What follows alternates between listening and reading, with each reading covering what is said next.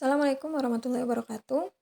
Pada pembelajaran bahasa Indonesia kali ini, Ibu akan menjelaskan tentang penggunaan bahasa pada teks deskripsi. Bagi kalian yang punya buku LKS, silahkan dibuka halaman 5. Nah, di sini penggunaan bahasa Indonesia dalam teks deskripsi itu ada banyak ya poinnya. Ada dari A sampai I. Coba diperhatikan bukunya. Nah, pada poin pertama yaitu penggunaan kalimat rincian. Kemudian yang kedua yaitu penggunaan kalimat yang menggunakan panca indera. Ketiga, penggunaan kata berimbuhan dengan kata dasar. Keempat, penggunaan sinonim. Kemudian kelima, penggunaan kata depan. Keenam, penggunaan kata khusus. Ketujuh, penggunaan kata depan. Kemudian kedelapan, daftar kalimat bermajas. Dan terakhir yaitu penggunaan kata yang bervariasi.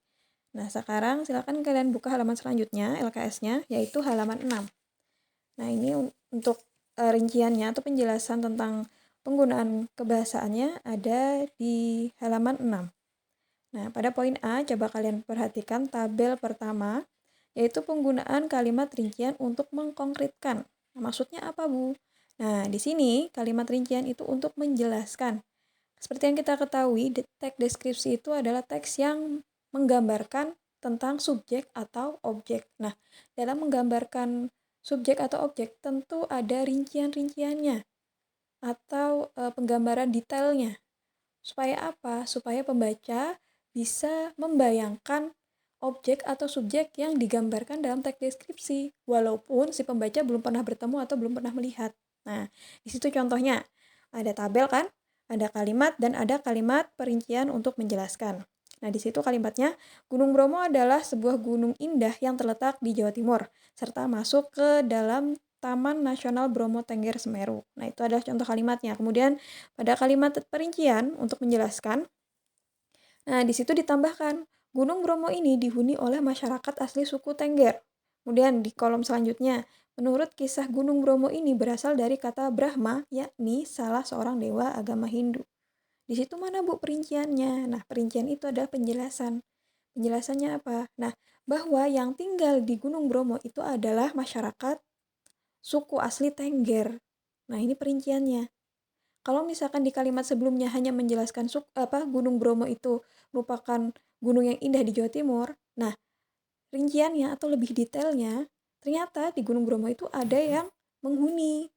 Siapa penghuninya? Yaitu suku asli dari Tengger. Nah, suku asli Tengger. Itu adalah salah satu contoh perincian. Kemudian yang kedua, di situ contohnya menurut kisah Gunung Bromo ini berasal dari kata Brahma, yakni salah seorang dewa agama Hindu. Nah, di situ dijelaskan lagi, dirincikan lagi. Oh, nama Bromo ini diambil dari mana sih? Kok bisa dinamakan Bromo? Kayak gitu. Oh, ternyata itu merupakan kata asli dari kata dalam agama Hindu, yaitu berasal dari kata Brahma. Nah, tuh dirincikan lagi, dijelaskan lagi. Jadi tidak hanya menjelaskan, oh Gunung Bromo tempatnya di Jawa Timur, sudah sampai situ aja, bukan. Tapi dijelaskan lagi, ada apa di sana, kemudian asal-usulnya seperti apa, siapa yang tinggal di sana, apa yang menarik dari sana. Nah, itu adalah kalimat rincian. Nah, dirincikan lagi, dijelaskan lagi lebih detail. Paham ya? Oke, yang kedua, menggunakan kalimat yang menggunakan panca indera. Seperti yang kita ketahui, panca indera kita tuh ada 5. Yang pertama, indera penglihatan, indera penciuman, indera pengecap, indera peraba, dan indera pendengar. Nah, maksudnya seperti apa ini, Bu? Penggunaan kalimat yang menggunakan panca indera. Nah, misalkan di sini contoh ada contoh ya, 2 contoh di situ menggunakan indera penglihatan dan indera, kalau misalkan merasakan itu berarti indera peraba ya. Peraba itu artinya kulit yang bisa merasakan. Nah, di situ menggunakan indera melihat, contoh kalimatnya, kawasan gunung ini memiliki sebuah keunikan tersendiri, di mana di ketinggian 2.392 meter di atas permukaan laut akan terdapat bentangan pasir yang sangat luas, sekitar 5.250 hektar. Nah, di situ kenapa jadi indera penglihatan yang digunakan? Karena di situ kan dia menjelaskan eh, apa ternyata di kawasan gunung itu ada bentangan pasir. Nah, kalau misalkan panca indera yang bisa tahu di situ ada bentangan pasir apa? Kalau bukan indera penglihat. Nah, gitu maksudnya. Jadi seolah-olah indera kita ketika membaca itu seolah-olah juga melihat seperti itu.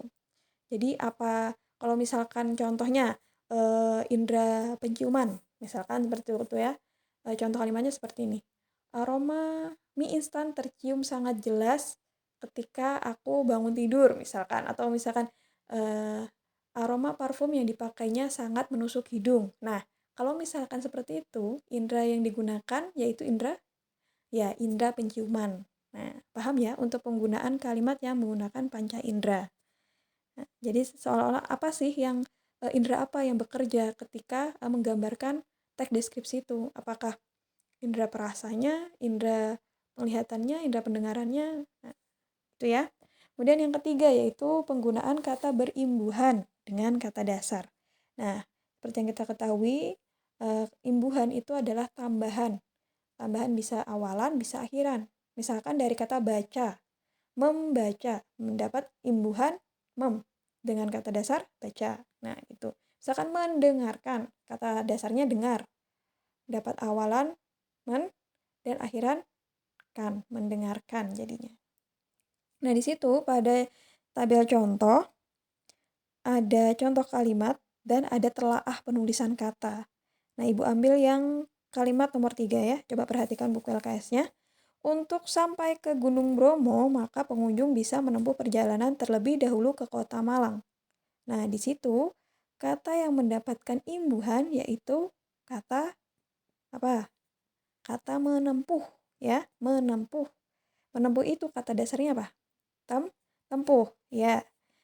Kemudian mendapat imbuhan berupa awalan men, tempuh. Nah, di situ penjelasan ya, fonem T luluh karena setelah awalan men diikuti oleh kata dasar yang diawali dengan huruf T sehingga menjadi menempuh. Jadi nggak ada lagi mentempuh, bukan. Salah itu. T-nya luluh, hilang. Jadi menempuh. Nah, untuk awalan kata dasar yang diawali huruf K, T, S, P itu akan luluh ketika mendapatkan imbuhan awalan. Ya. Jadi misalkan sapu, jadi menyapu, bukan mensapu. Kemudian apa lagi? K. K itu apa ya? Nah, di sini contohnya mengorbankan, bukan menkorbankan tapi mengorbankan. Nah, itu jadinya luluh. Kemudian penggunaan sinonim. Nah, selanjutnya pada tabel selanjutnya sinonim. Sinonim itu adalah persamaan kata. Nah, di sini ada kata indah. Sinonimnya menakjubkan. Nah, indah itu menggambarkan sesuatu yang menakjubkan, sesuatu yang bagus, sesuatu yang elok, sesuatu yang enak dipandang. Nah, di sini indah itu sama dengan kata menakjubkan. Nah, misalkan sinonim dari kata apa ya? Dari kata banyak misalkan. Apa sinonimnya kira-kira? Yang menunjukkan banyak. Beragam. Nah, itu bisa. Kemudian apalagi? Kalau misalkan beragam berarti kan banyak ya macamnya. Berarti kan banyak. Nah, sinonim dari kata banyak selain beragam apa? Beraneka, ya kan? Berarti banyak macamnya, nggak hanya satu. Nah, itu maksudnya sinonim. Kemudian yang kelima, penggunaan kata depan pada teks deskripsi. Kata depan itu ada 3, ada di, ke, dan dari. Nah, biasanya penggunaan kata depan ini menunjukkan tempat atau waktu, menjelaskan tentang tempat dan waktu. Nah, di sini penggunaan kata depan di. Itu ditemukan di bulan. Nah, di bulan Kasada ini akan dapat disaksikan Festival Kasada. Nah, jadi di sini penggunaan kata di awal, di spasi bulan. Karena menunjukkan keterangan waktu. Nah, jadi kalau misalkan penulisan kata depan itu harus dipisah. Di rumah, di spasi rumah. Di sekolah, di spasi sekolah. Nah, gitu ya. Jadi penggunaan kata depan itu ada 3, di, ke, dan dari. Dan penulisannya harus dipisah. Selanjutnya, di halaman 7 itu ada penggunaan kata khusus. Nah, kata khusus ini apa maksudnya, Bu? Nah, kata khusus itu tujuannya untuk menjelaskan sesuatu yang memang dikhususkan. Dikhususkan seperti apa? Misalkan di sini kan dia menggambarkan sesuatu yang indah itu dengan cara menakjubkan. Nah, berarti kan khusus, dia spesial. Nah, gitu. Jadi, penggunaan ini nih hanya untuk apa ya? Untuk menggambarkan yang spesial di dalam pendeskripsian itu. Misalkan, anak itu sungguh ajaib. Nah, ajaib itu merupakan kata kata khusus. Kenapa jadi dia dikatakan ajaib? Oh, karena dia sangat pintar, dia sangat baik dan lain sebagainya, misalkan kayak gitu. Atau dia punya kekuatan super misalkan. Nah, jadi penggunaan kata ajaib di situ merupakan kata khusus. Kemudian selanjutnya, poin G di halaman 7 LKS, penggunaan kata dengan di strip dan huruf kapital. Nah, di sini maksudnya apa, Bu? Ini hampir sama ya dengan kata depan, tapi penggunaan di sini hanya untuk ditujukan menjelaskan tempat. Nah, seperti yang kita ketahui, penulisan tempat atau daerah itu diawali dengan huruf besar, tapi di-nya itu huruf kecil. Jadi situ contohnya, di Jawa Timur, di-nya huruf besar, di-nya huruf kecil, kemudian spasi Jawa Timur. Jawa, J-nya huruf besar, Timur, T-nya huruf besar. Nah, jadi kalau misalkan menuliskan kata tempat, itu awalnya harus huruf besar. Ingat-ingat ya. Kemudian yang poin H, mendaftar kalimat bermajas. Apa sih, Bu, kalimat bermajas itu? Nah, kalimat bermajas itu adalah kalimat yang dia itu pengungkapannya dengan cara yang berbeda. Pengungkapannya seperti apa, Bu, contohnya? Nah, di sini ada contoh kalimat, bisa dibaca ya. Pemandangan alamnya saat sunrise sangat menakjubkan. Matahari yang perlahan mulai naik diiringi latar Gunung Semeru yang gagah, mengeluarkan asap dari kejauhan akan memaparkan pemandangan indah yang sulit untuk dilukiskan. Sehingga pada saat seperti ini sangat disayangkan jika tidak diabadikan dengan momen berharga seperti memotret. Nah, di situ kalimat bermajasnya apa, Bu? Nah, kalimat bermajasnya yaitu penggambaran sunrise. Nah, penggambaran sunrise itu dimajaskan personifikasi. Personifikasi itu adalah majas yang berlebih-lebihan. Saking indahnya sunrise. Sunrise itu adalah matahari terbit ya. Jadi kalau misalkan di gunung itu matahari terbit itu sangat indah. Nah, sangat menakjubkan. Jadi kayak apa ya? Sesuatu yang sangat sayang untuk dilewatkan gitu. Nah, jadi diibaratkan, wah, kalau misalkan melewatkan sunrise di gunung itu kayaknya tuh rugi sekali gitu. Padahal ya nggak sebegitunya kayak gitu. Nah, untuk penjelasan majas ini nanti akan dijelaskan lebih lanjut ketika pertemuan selanjutnya ya, karena ini juga lebih lebih sulit untuk dipahami. Jadi nanti ada pertemuan sendiri, pembelajaran sendiri tentang kalimat bermajas. Kemudian poin I yaitu penggunaan pilihan kata yang bervariasi. Nah, di situ ada contoh kata bentangan. Kalimatnya, kawasan gunung ini memiliki sebuah keunikan tersendiri, yaitu pada ketinggian 2.392 meter di atas permukaan air laut akan terdapat bentangan pasir yang sangat luas, sekitar 5.250 hektar. Nah, maksudnya bentangan ini apa, Bu? Kok dia merupakan kata yang bervariasi? Nah, bervariasi itu maksudnya bisa menggambarkan daerah itu tuh lebih menarik, makanya menggunakan kata yang bervariasi.